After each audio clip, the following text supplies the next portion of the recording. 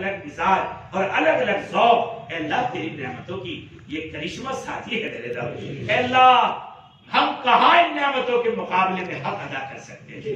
اے اللہ ہم عاجزی اختیار کرتے ہیں، اور تیری نعمتوں کے مقابلے میں شکر عاجزی والا کرنا اے اللہ یہی تیری دربار عالی میں مقبول عمل ہے، مقبول ادا ہے۔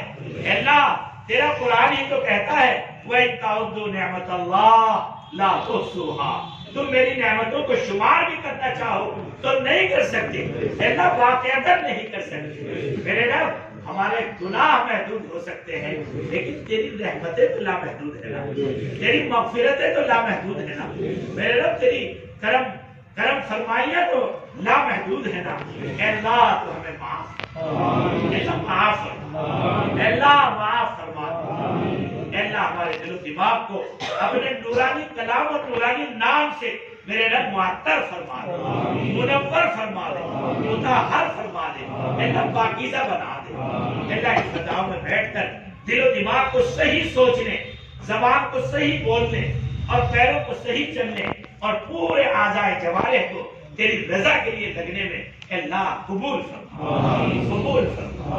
یا اللہ ہم سے تو مانگنے بھی ہے، تیرے لال حبیب نے جتنی خیر مانگی ہو اے اللہ عطا فرما دے، اور جتنے شرور سے پناہ چاہیے پناہ نصیب فرما۔ اے اللہ جتنے لوگوں نے دعاؤں کے لیے کہا میرے رب سب کی دعاؤں کو اور ان کی جائز مرادوں کو پورا فرما۔